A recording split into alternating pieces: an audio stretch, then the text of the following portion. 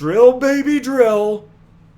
We hear it often, especially from figures like Donald Trump, who championed deregulation and aims to increase domestic oil and gas production during his presidency. The promise is usually simple: unleash American energy, boost supply, and watch prices fall for everything from gasoline to groceries. But is it really that straightforward?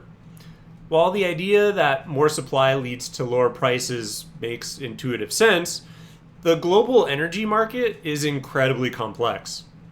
Today, we're diving deep into Trump's administration's push for more drilling and deregulation. We'll examine the evidence and explore why these actions might not actually deliver the promised savings to your wallet. Is the primary goal truly lower consumer costs?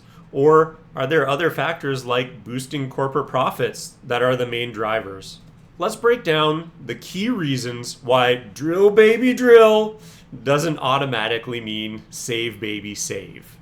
First, and perhaps most importantly, we need to understand that oil and gas are global commodities. Prices aren't set in a vacuum here in the United States. They're determined by worldwide supply and demand. Even if the United States significantly increases the production, major players like the Organization of the Petroleum Exporting Countries, or more commonly known as OPEC, which include countries like Saudi Arabia, Russia, and others, can and often do adjust their own production levels to influence prices. Think back to 2014. As U.S. shale production boomed, Saudi Arabia maintained high levels of output, and the result? Prices crashed, hurting some producers.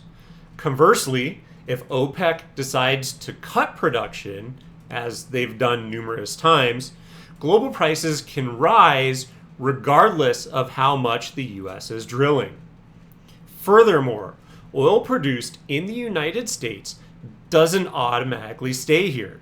Companies sell it on the global market to whoever pays the most. So, more U.S. drilling doesn't guarantee cheaper U.S. prices if global demand is high or if other producers restrict their supply.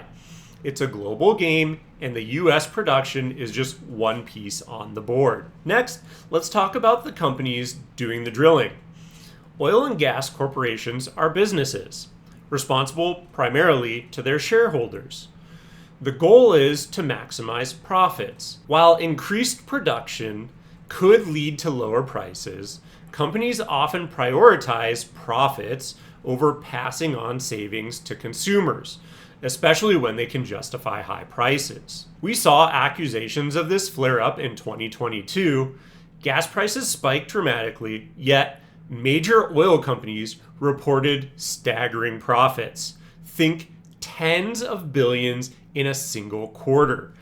Much of this profit went into stock buybacks and dividends, benefiting investors rather than lowering prices at the pump. In fact, the U.S. House even passed the Consumer Fuel Price Gouging Prevention Act in May 2022 in response, though it did not pass the Senate. Furthermore, if prices do start to fall significantly due to increased supply, producers have shown they will cut back on drilling or slow production to protect their profit margins. We saw this clearly in 2022 when demand collapsed during the pandemic. Companies didn't want to flood the market if it means selling their product cheaply. This economic incentive means they actively work against the sustained price drops consumers hoped for. Even if everyone wanted more supply immediately, it doesn't happen overnight. Launching new drilling projects takes time, sometimes a lot of time. Onshore shale wells might take a few months to get going, but complex offshore projects can take 5 to 10 years from lease to production. And after drilling, wells aren't always immediately brought online. The U.S. Energy Information Administration, or EIA for short, has noted instances, for example, in North Dakota's Bakken Shale, where wells remain uncompleted for months or even years after drilling finishes. This inherent delay means that policies encouraging drilling today won't provide immediate relief during a price spike. By the time the new supply arrives, market conditions could be completely different. Okay, let's say we drill more and the oil starts flowing. We still need the infrastructure, pipelines, refineries, storage facilities, export terminals to get that energy processed and delivered. This infrastructure is incredibly expensive and it takes time to build. If production ramps up faster than infrastructure can handle, you get bottlenecks. We've seen this happen in areas like the Permian Basin in Texas and New Mexico, where rapid drilling growth strained pipeline capacity, sometimes limiting the impact on broader market prices. Deloitte Insights highlighted that capital expenditures in the oil and gas industry have significantly increased, reflecting the massive investment needed. Without adequate infrastructure, simply drilling more holes in the ground doesn't guarantee cheaper energy for consumers. This is a big one many people miss. The price you pay at the pump or on your utility bills isn't just the cost of raw crude oil or natural gas. Many other costs are baked in. According to the EIA, crude oil itself only makes up about 50 to 60% of the retail price of gasoline. Historically speaking, the rest includes refining costs such as turning crude into usable fuel, transportation and distribution costs, marketing, and, significantly, federal, state, and local taxes, which average around 14 to 15% nationally, but vary state by state. Even if drilling lowered the crude oil portion, these other costs, refining margins, transportation fees, taxes, can still remain high, keeping the final price elevated for consumers. Seasonal factors like specific blends required in the summer also add to costs. Ironically, sometimes policies enacted by the same administration can work against each other. While Trump pushed for deregulation to increase supply, other policies, like proposed tariffs, could actually increase costs. For example, suggestions of tariffs on imported oil or energy related to goods could raise domestic prices by limiting cheaper foreign options or causing retaliatory measures even if U.S. production is high.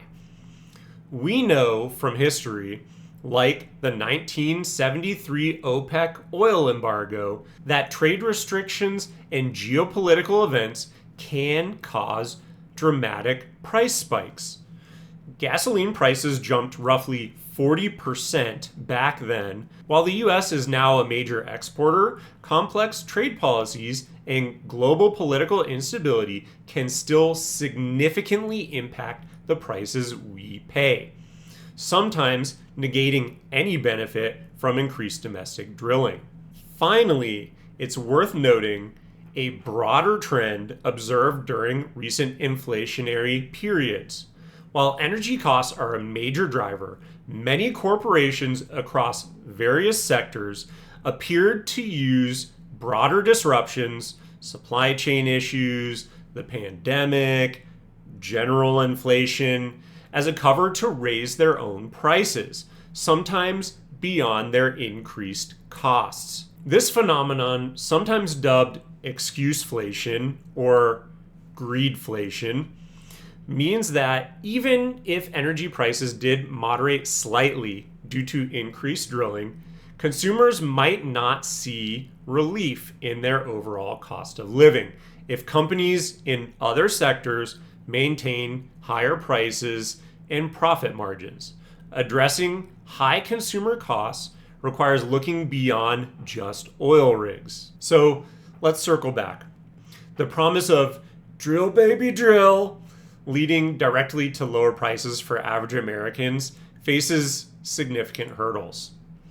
Global market forces, corporate profit motives, the time it takes to bring new production online, infrastructure limitations, downstream costs like refining and taxes, and even conflicting policy decisions all play a major role. While increasing domestic supply can be one factor influencing energy prices, it's far from a guaranteed solution for lower consumer costs.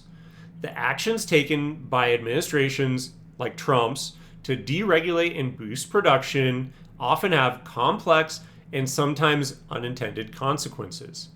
The benefits might flow more readily to corporate balance sheets and shareholders than to your wallet. Next time you hear promises of cheap energy solely through more drilling, remember the bigger picture. Real solutions likely require a much broader approach, addressing market speculation, investing strategically in infrastructure, considering international cooperation, evaluating corporate behavior, and potentially exploring demand-side solutions and alternative energy sources as well. The energy system is complicated, and the path from the oil field to your finances isn't always a straight line. But what do you think? Did drilling deregulation impact your wallet? Let me know in the comments below, and don't forget to like this video and subscribe for more deep dives into complex issues. Thank you for watching, and I'll see you in the next one.